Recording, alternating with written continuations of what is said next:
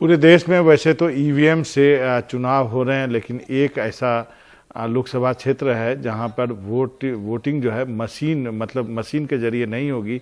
वहां ballot paper का use यानी इस्तेमाल किया जाएगा, क्योंकि कल पहले दौर के नामांकन के खत्म होने से पहले निजामाबाद कलेक्टर में किसानों की भीड़ उमड़ पड़ी। निजामाबाद सीट से 198 किसानों सहित 245 उम्मीदवारों ने पर्चा भर दिया है, लेकिन आपको बता दूं कि अभी इसकी स्क्रूटनी होनी बाकी है।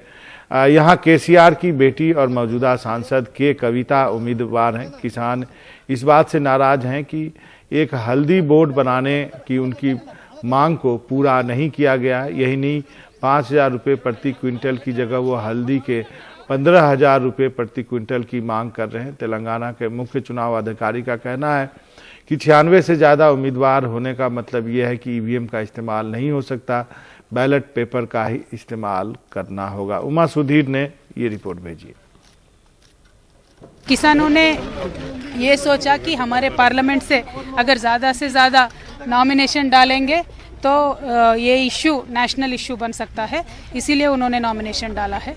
लेकिन मेरी आपसे और हमारे किसान भाइयों से और पूरी देश की जनता से ये रिक्वेस्ट है कि नॉमिनेशंस निज़ामाबाद पार्लियामेंट में डालने से चर्चा तो ज़रूर होगा, लेकिन नॉमिनेशंस नरेंद्र मोदी जी पे डालेंगे तो सबसे बड़ा चर्चा होगा।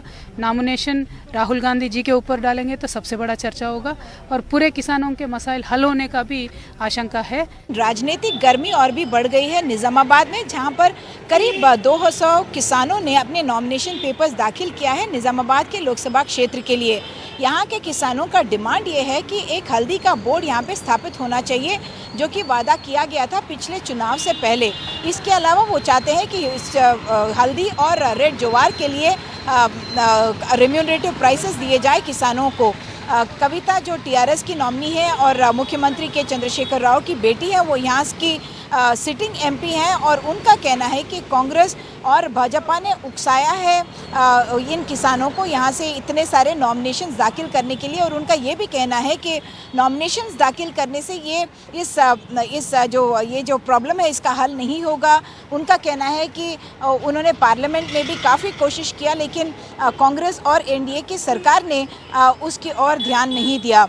दूसरी ओर कविता ने खुद भी ये कहा था कि किसानों को हज़ारों की संख्या में अमेठी और वाराणसी में अपने जो नॉमिनेशन है वो दाखिल करना चाहिए, ताकि किसानों की ये जो समस्या है वो उनके सामने आएगा और उनको एड्रेस करेंगे। दूसरी ओर अगर आप देखें तो तेलंगाना के जो chief electoral officer Rajat Kumar, उनका कहना है कि क्योंकि यहाँ पर अब 200 से ज़्यादा नॉमिनेशन दाखिल किए गए हैं, इसलिए अब यहाँ पे ईवीएम की जो मशीन है वो काम नहीं करेगी, उसमें वो नहीं हो पाएगा, और इसलिए अब बैलेट पेपर्स यूज़ करना पड़ेगा, ताकि बहुत सारे जो नॉमिनेशंस हैं उन सब नामों को अगर अकोमोडेट किया जाए। दूसरी तरफ कांग्रेस और भाजपा दोनों ने ही कहा है कि वो टर्मरिक बोर्ड को अपना एक प्रायोरिटी बनाएंगे। राम माधव जी जो कल रात को आरमूर में मीटिंग एड्रेस कर रहे थे, उन्होंने कहा कि अब हल्दी का जो बोर्ड है वो एक प्रायोरिटी रहेगा भाजपा के लिए।